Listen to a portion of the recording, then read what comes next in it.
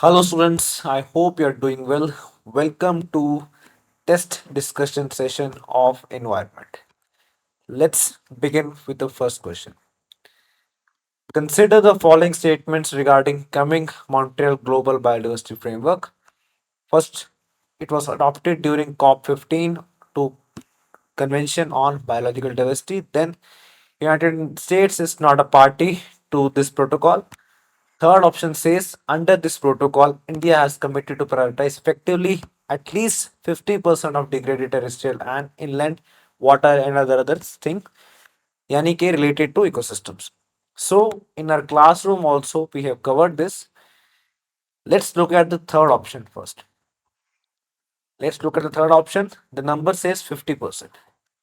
See, 50%, 75%, one third, one fourth, ऐसे जो numbers हैं ये आपके पीसीएस हो गया या लेट्स से यूपीएससी हो गया, इनके फेवरेट नंबर्स रहते हैं।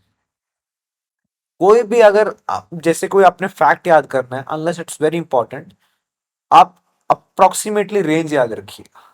हमने यहाँ पे बात कर रखी है क्लासरूम के केस में भी कि जो इसके टारगेट्स हैं वो 30% हैं when it comes to restoration of ecosystem.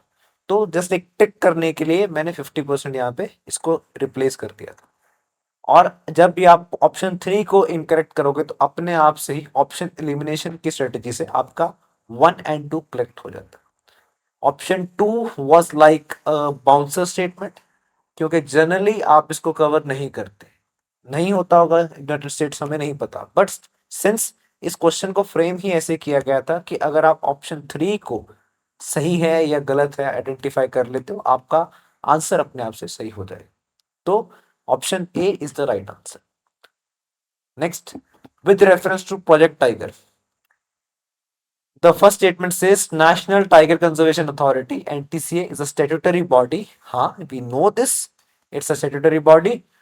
Then it says under the chairmanship of Prime Minister of India. अब ये स्टेटमेंट जानबूझ के आपके दिमाग में कंफ्यूजन डालने के लिए क्रिएट की गई। क्यों? We know that project tiger एक हमारा बड़ा इंपॉर्टेंट इनिशिएटिव है और इसका रिजल्ट भी पॉजिटिव रहा है। सेकंड की बात करते हैं। As per the latest tiger census, India is home to more than 70% of world's tiger population. इसको भी मोर और लेस हमने क्लास में कवर किया था।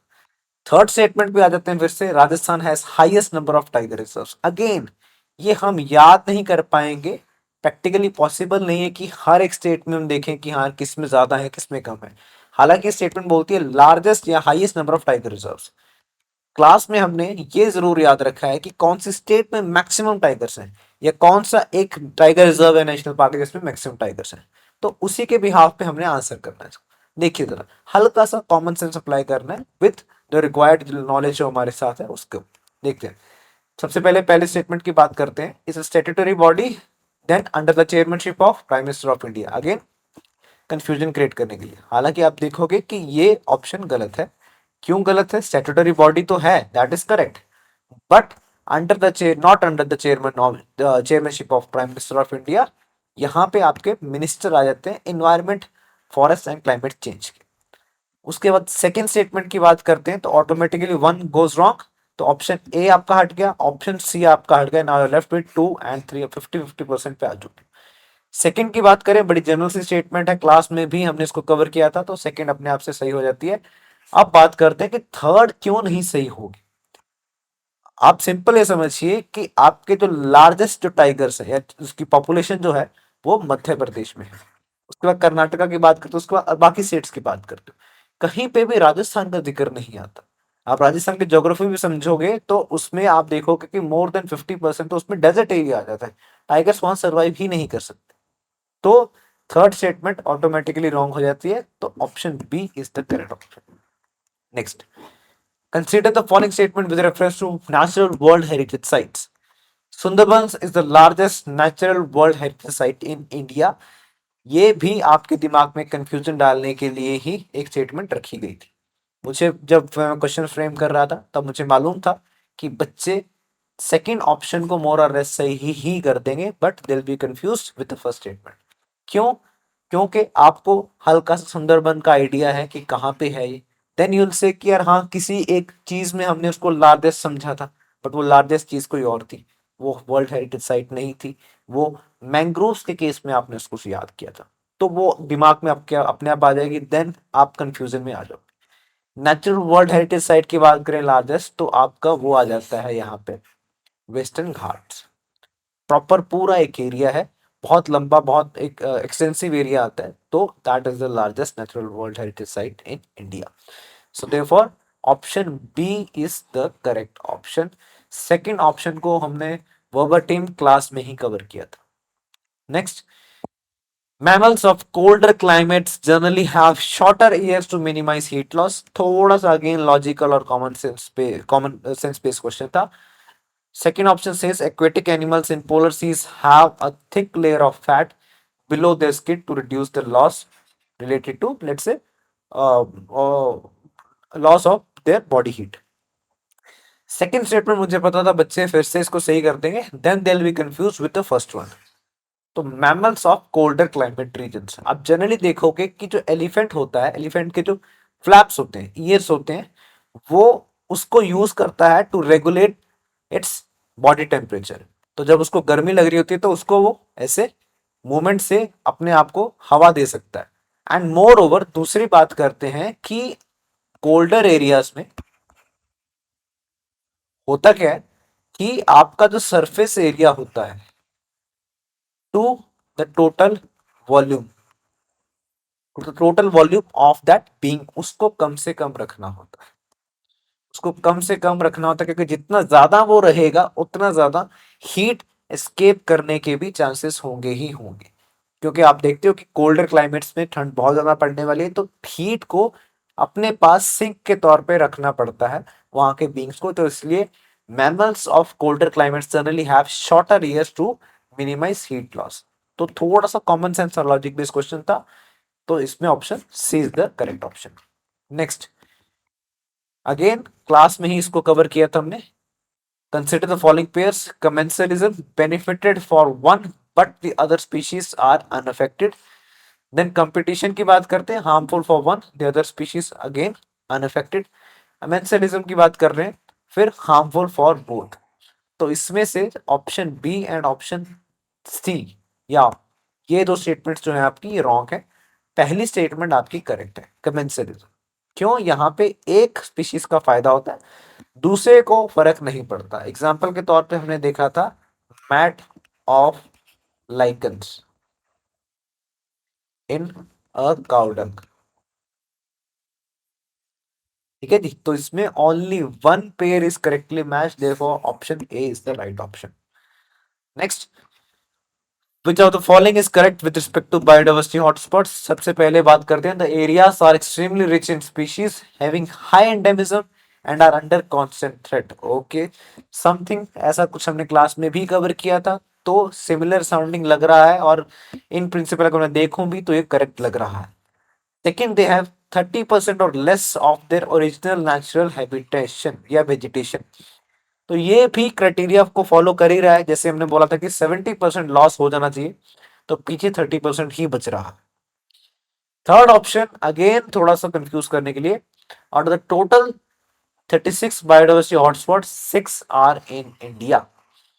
तो ये भी है तो बड़ा बेसिक क्वेश्चन, क्लास में इसको कवर किया था हमने। क्लास में कवर किए थे कि इंडिया के केस में 4 बायोडाइवर्सिटी के हॉटस्पॉट्स हैं, जैसे कि वेस्टर्न घाट्स हो गया, उसके बाद हिमालयस वाला पार्ट हो गया आपका, देन नॉर्थ ईस्ट वाला पार्ट हो गया, देन आप अंडमान का पार्ट, यहाँ पे अंडमान निकोबार पार्ट्स, जो अंडमान एंड निकोबार आइलैंड्स का जो पार्ट है, उन दोनों को भी आप कवर करते हो, तो टोटल बन जाते हैं 4। Therefore only 2 options are correctly correct in this case. Next, consider the following pairs. First, trophic levels.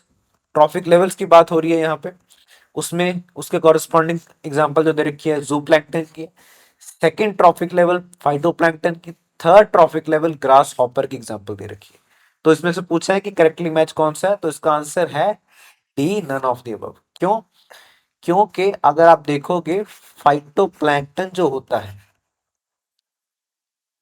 वो फर्स्ट आपका ट्रॉफिक लेवल का पार्ट बनता है, देन सेकंड का बनते हैं जू प्लैंक्टन। ठीक है, तो ये ऑटोमेटिकली पहले और दूसरे गलत हो चुके हैं। थर्ड ट्रॉफिक लेवल पे ग्रास हॉपर को फिट करना बहुत मुश्किल है, क्योंकि आप देखोगे grass hopper feeds on grasses, और ग्रासेस फर्स्ट ट्रॉपिक लेवल पे आते हैं, क्योंकि ये अपना खाना खुद बनाते हैं, दे आर ऑटोट्रॉप्स। इनको कंज्यूम करता है कौन? Grasshopper. तो grasshopper second trophic level पे आता है, ना कि थर्ड पे। तो therefore none of this is the right answer. Next option, next sorry next question, consider the following statements regarding mangroves in India. West Bengal has the largest area of mangroves in India. अब यहाँ पे आपका सुंदरवन वाला part आएगा। आप बोलोगे बिल्कुल सही है जी, फर्स्ट ऑप्शन करेक्ट है। India share in the world mangrove area is more than 10%। Okay, we can think about it, सोच सकते हैं इसके बारे में। थर्ड ऑप्शन की तरफ चलते हैं। मैंग्रोव ट्रीज हैव बीवी पेरिस सीड डिस्पर्सल मैकेनिज्म। इसको भी हमने क्लास में कवर किया था, बीवी पेरिटी मोड ऑफ रिप्रोडक्शन, जिसमें हमने बोला था कि इनके जो सीड्स हैं वो पेड़ के ऊपर ही, या जो आपका मदर पेड़ जो ट्री आएगा यहाँ पे, उसके साथ लगे हुए ही जर्मिनेट कर जाते हैं। जर्मिनेट होने के बाद then they fall into land, क्योंकि ये इनका एक अडेप्टेशन का मैकेनिज्म है, क्योंकि नीचे जो कंडीशन है वो बड़ी हार्श कंडीशन है। वहां पे सॉल्टी वाटर है, वाटर लॉट कंडीशंस रहेगी, ऑक्सीजन की कमी रहेगी। तो इनके जो सीड्स हैं वो ऊपर ही जर्मिनेट कर जाते हैं, पेड़ के ऊपर ही, then they fall on to ground. तो ऑप्शन जो थ्री है वो भी करेक्ट है।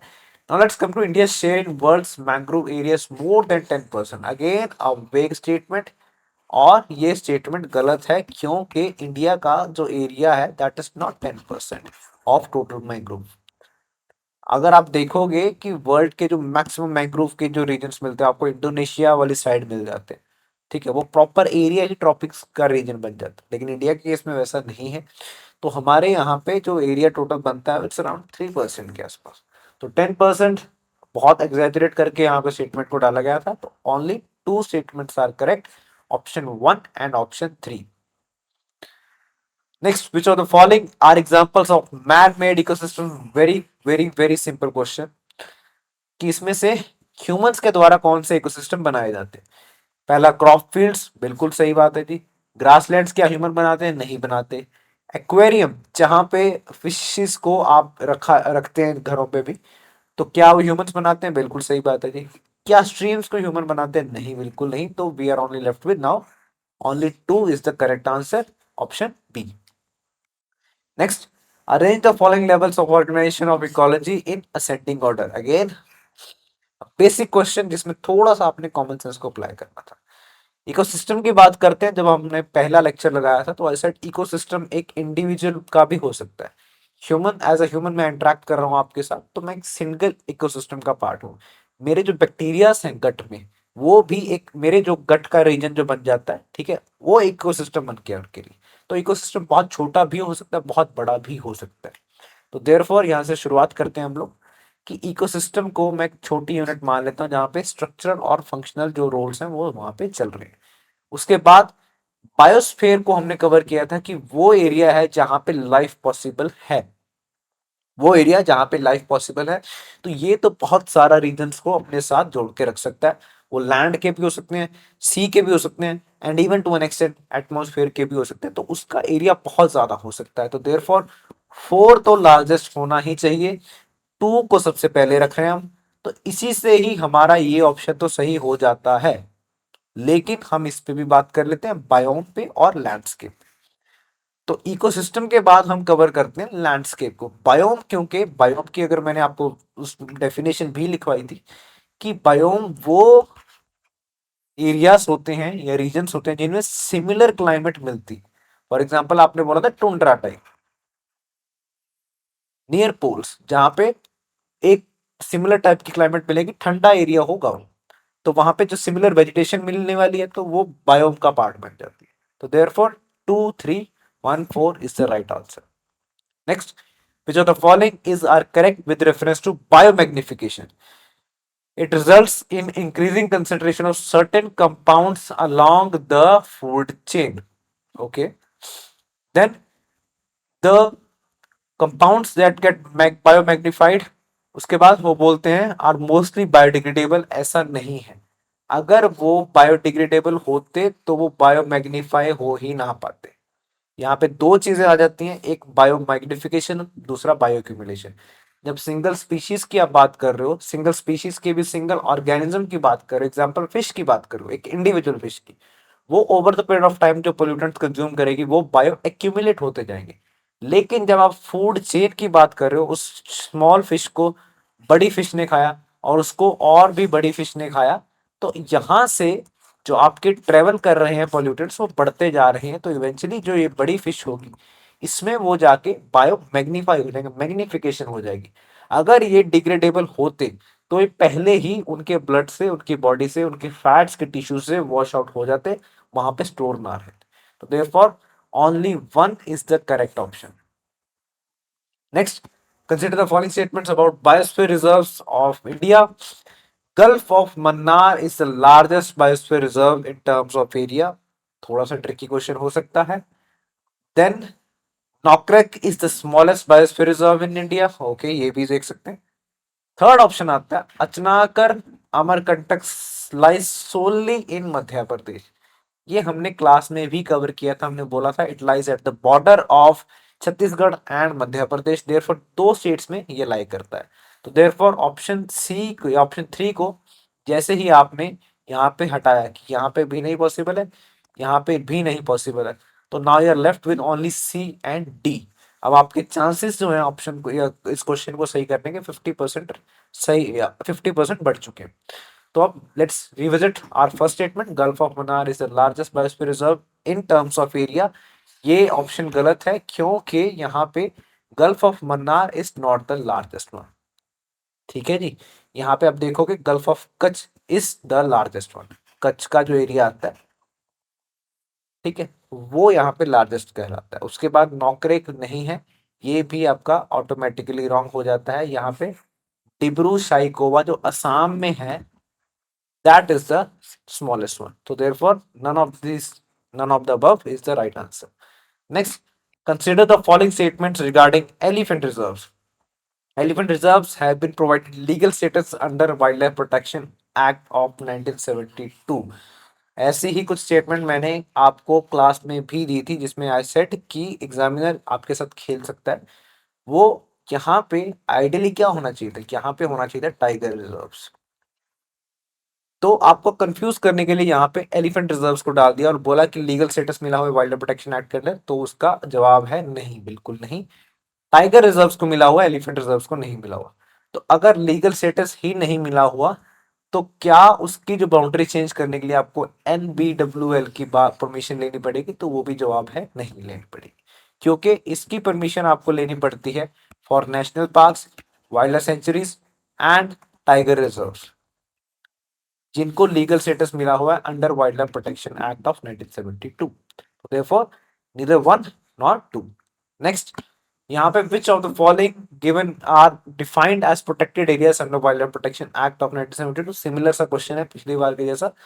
यहाँ पे आप देखोगे कि वाइल्ड लाइफ सेंचुरीज को दिया हुआ स्टेटस, नेशनल पार्क को मिला हुआ है, कम्युनिटी रिजर्व्स को मिला हुआ है, लेकिन सेक्रेड ग्रोव्स और बायोस्फीयर रिजर्व्स को नहीं मिला हुआ।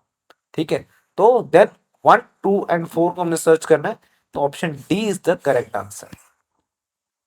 Next, how many of the following are examples of abiotic components. Biotic और एबायोटिक कंपोनेंट्स डिफरेंस सिर्फ इतना है कि बायोटिक कंपोनेंट्स में जो उनका ओरिजिन हो रहा है किसी भी एक मटेरियल का, वो बायोटिक इन अपना ओरिजिन है। बायोटिक इन ओरिजिन मतलब बायोटिक किसी चीज से आ रहे हैं। क्या सनलाइट कोई बायोटिक चीज से आ रही है? नहीं। क्या टेम्परेचर किसी बायोटिक चीज से आ रहा है? नहीं। क्या मॉइस्चर, क्या एटमॉस्फेयर किसी बायोटिक चीज से आ रहा है? नहीं। तो इन तीनों का जो ओरिजिन है वो एबायोटिक है। एग्जांपल यहाँ पे सनलाइट की बात करें, सनलाइट एबायोटिक हुआ, टेम्परेचर एबायोटिक हुआ, उसके बाद मॉइस्चर भी एबायोटिक हुआ, एटमॉस्फेयर भी एबायोटिक हुआ। एबायोटिक कौन नहीं हुआ? Dead plants. ऑल दो कंफ्यूजिंग होगा कि ये तो डेड है, लेकिन इनका जो ओरिजिन है वो बायोटिक है। बायो बेस्ड कंपोनेंट्स इनका ओरिजिन हुआ, इसलिए बायोटिक कंपोनेंट्स की कैटेगरी में आते हैं। तो आपका ऑप्शन बचता है only 4, that is C option. Next, consider the following statements regarding pioneer species. Pioneer species मतलब जो सबसे पहले वहां पे आए। They are the species that invade a bare area, बिल्कुल सही बात है जी। Then lichens and phytoplanktons are examples of pioneer species. तो ये भी मैंने आपको बताया क्लास में, फाइटोप्लैंक्टन तो वही है जो आपकी फर्स्ट स्टेज आएगी ट्रॉफिक लेवल की। लाइकन्स की बात करते हैं तो ये हार्डी स्पीशीज कहलाते हैं, ठीक है। एल्गी और फंगस का एक सिम्बायोटिक रिलेशनशिप होता है लाइकन्स के इसमें। ये बेर रॉक जो सर्फेसिस होते हैं, बेर रॉक के जो सर्फेसिस होते हैं, उन पे अपना डेरा जमा लेते हैं आके। तो therefore they are, option C की बात करते हैं, both 1 and 2 are correct.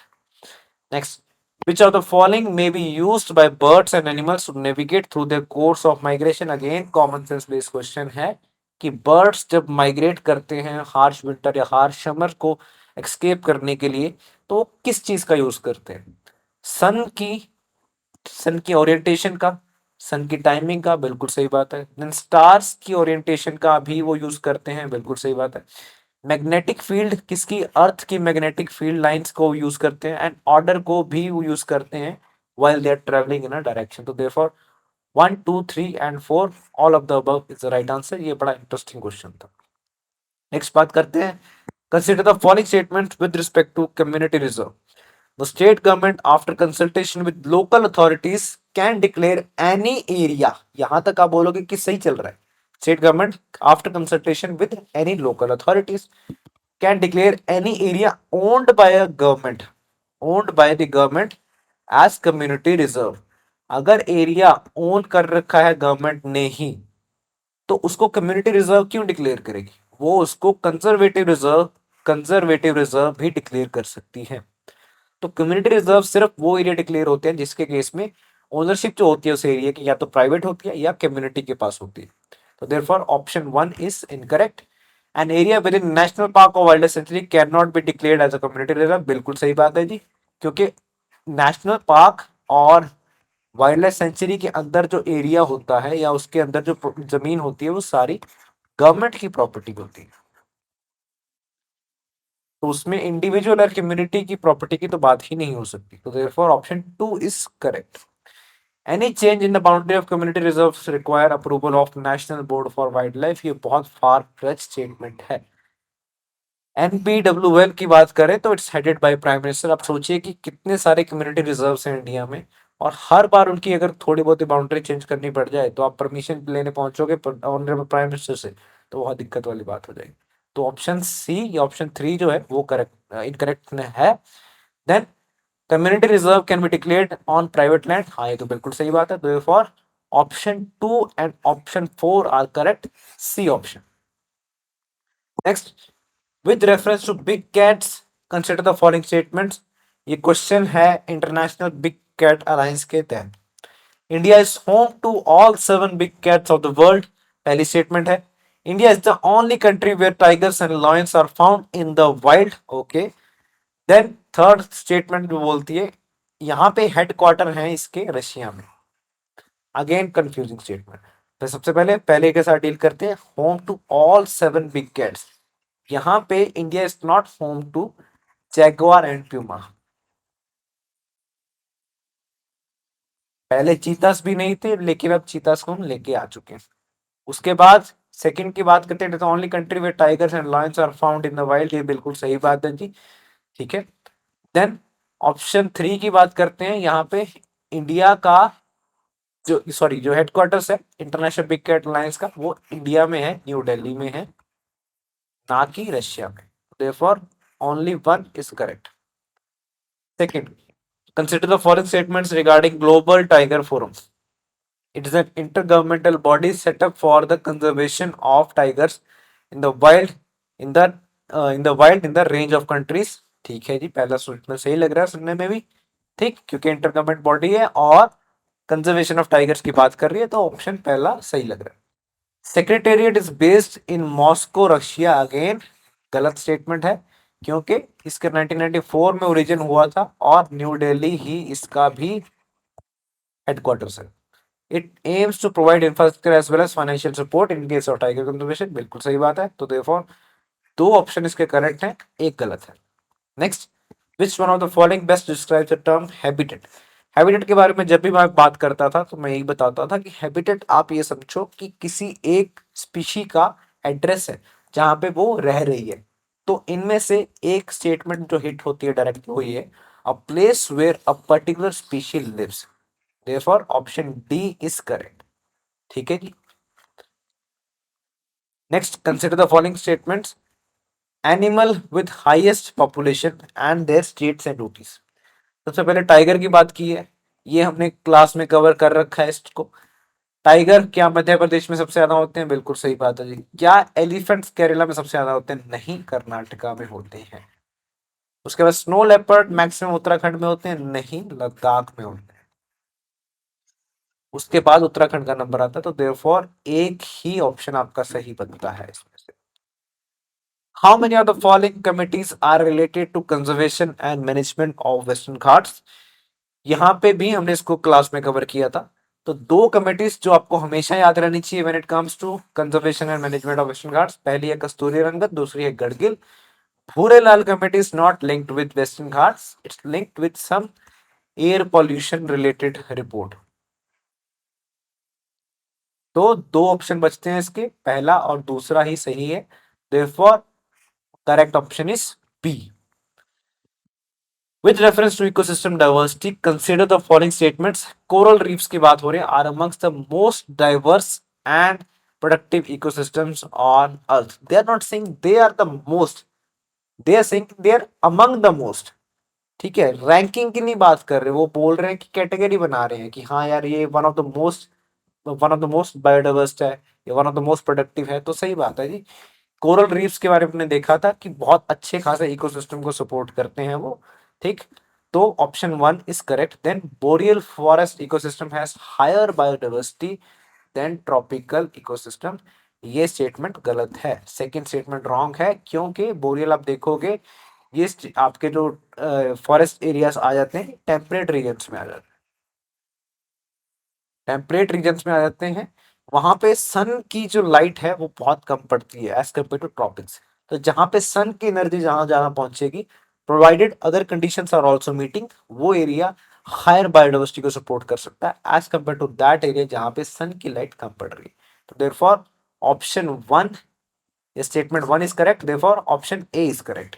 Next, with reference to Ganges River dolphin, consider the following statements. Ganges River dolphins relied on ultrasonic sound waves for hunting due to their blindness. हमने ये बात की थी class में भी कि दे आर फंक्शनली ब्लाइंड, तो वो रिलाई करते हैं ऑन अल्ट्रासोनिक साउंड वेव्स।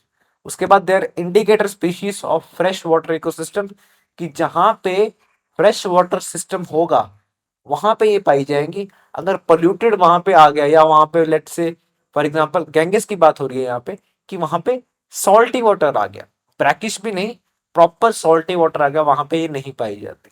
ठीक है, इरावदी डॉल्फिन ऐसी है जिसकी ब्रैकिश वाटर की टॉलरेंस जो है या सैलिनिटी की जो टॉलरेंस है वो ज्यादा है, इंडस और गैंगस की नहीं है।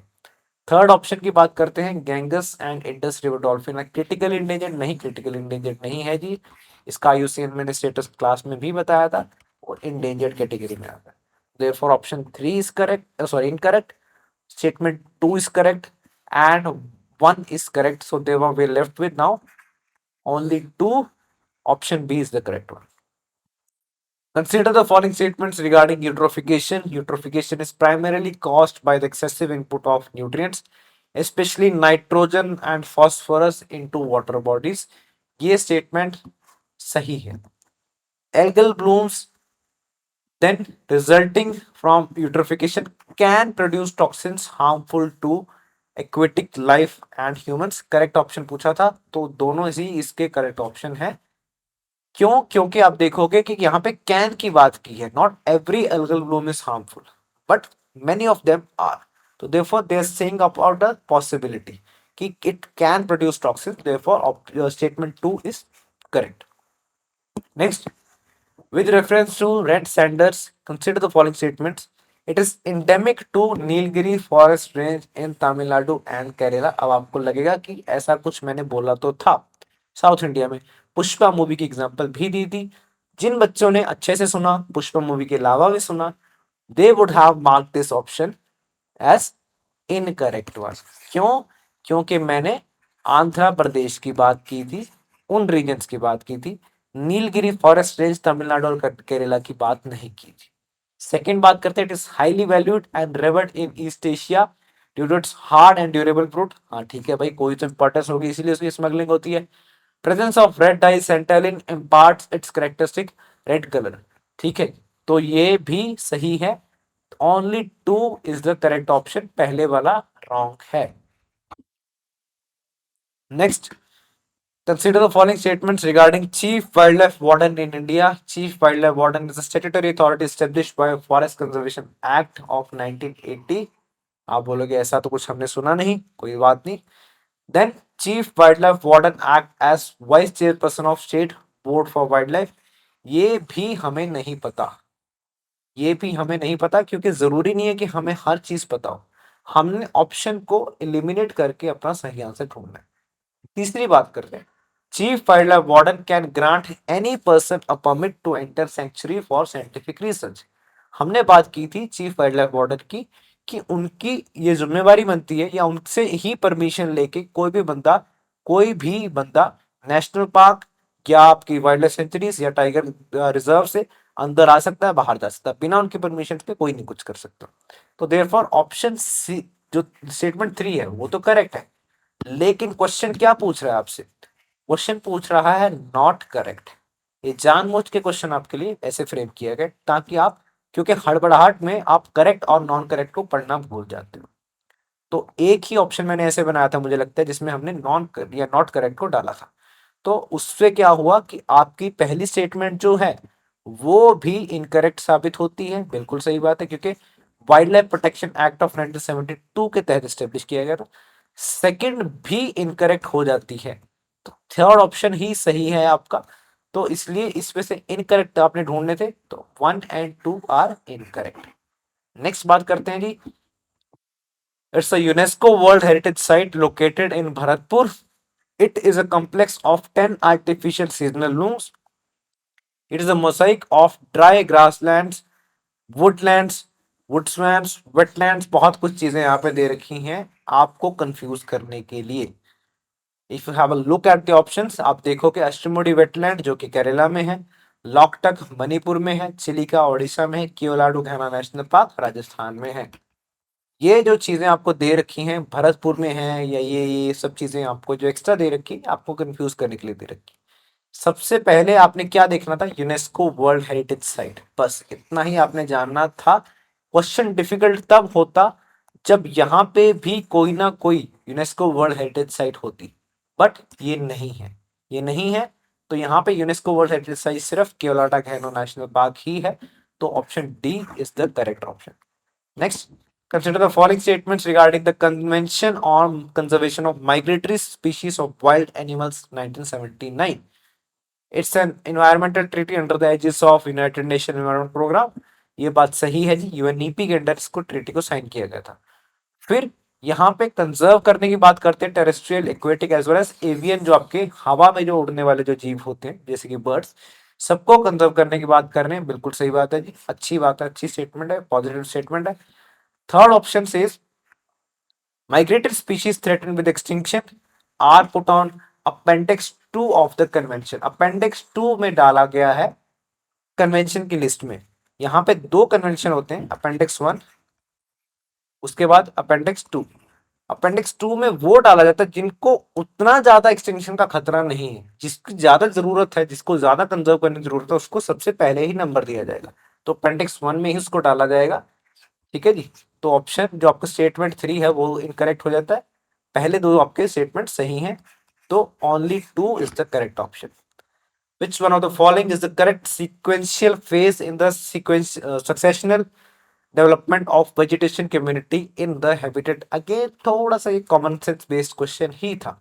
देखिए यहाँ पे बोला गया सक्सेशन की डेवलपमेंट में कैसे सीक्वेंशियल फेज या कैसे सीक्वेंस बनता जाता है। हमने सक्सेशन की बात की थी कि सबसे पहले एक बेयर एरिया होगा कहीं पे, वो जो न्यूली एक्सपोज सरफेस होगा, ठीक, तो उसको आप न्यूडेशन के साथ लिंक कीजिए। बिल्कुल वहां पे कुछ भी नहीं है, कोई वेजिटेशन नहीं है, it's like a nude area over there. उसके बाद वहां पे कुछ फॉर एग्जांपल बर्ड्स पास कर रहे थे, उन्होंने बर्ड्स पास कर रहे थे तो उनसे यहाँ पे कुछ सीड्स गिर गए यहाँ पे, यानी कि कहीं से दूर से माइग्रेट होकर आके कुछ सीड्स वहां पे गिर गए हैं। उसके बाद वो सीड्स वहां की एबायोटिक कंडीशंस के साथ रिएक्ट कर रहे हैं एंड इवेंचुअली काफी सालों बाद वहां पे जो सक्सेशन जब चल रहा था, चलता रहा इवेंचुअली वहां पे एक स्टेबल कम्युनिटी अचीव हो गई डिपेंडिंग अपॉन द करंट वहां की जो एबायोटिक कंडीशंस थी। Therefore option C is the correct option. ठीक है जी, थोड़ा सा एक कॉमन सेंस बेस्ड क्वेश्चन था। नेक्स्ट बात करते हैं, which of the following statement best describes carbon fertilisation. Simple logic लगाना है, एक फर्टिलाइजेशन के एक फर्टिलाइजर के तौर पे कार्बन यूज कर रहे हैं। अब वो क्या हो सकता है, increase plant growth due to increase concentration of carbon dioxide in atmosphere, हो सकता है, नहीं भी हो सकता।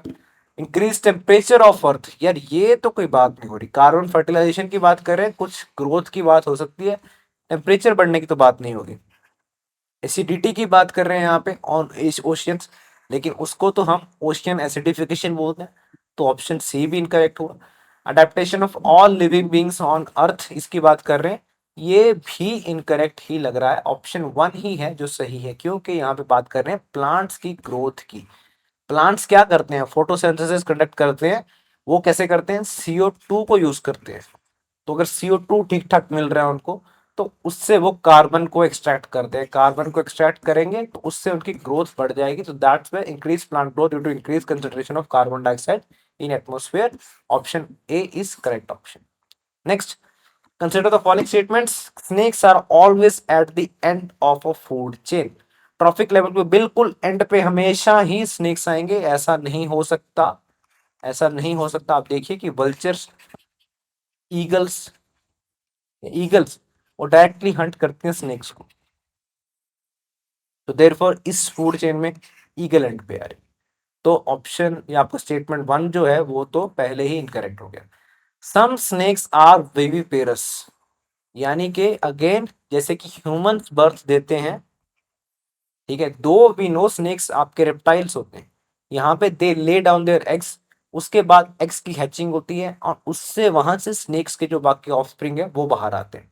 लेकिन कुछ स्पीशीज स्नेक्स की ऐसी होती हैं जो एग्स ले डाउन नहीं करती, डायरेक्टली जैसे ह्यूमंस बर्थ देते हैं बेबीज को, वैसे ही वो भी करते हैं।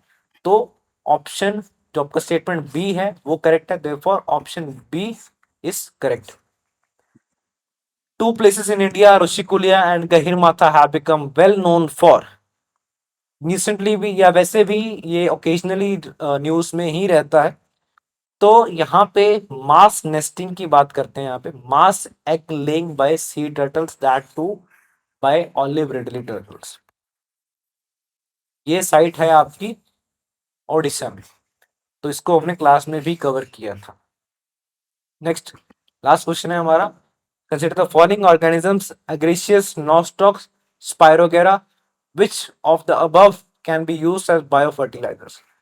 बायो फर्टिलाइजर मतलब नेचुरल एक फर्टिलाइजर के तौर पे काम कर रहे हैं। फर्टिलाइजर का काम क्या होता है, कहीं पे कुछ फिक्स करना, जैसे हम बात करते हैं लेट्स से यूरिया की, यूरिया एक फर्टिलाइजर है, वो नाइट्रोजन फिक्सेशन का काम करते हैं। तो वैसा ही कुछ फिक्सेशन की बात की थी हमने किसके केस में, सियानोबैक्टीरिया के केस में।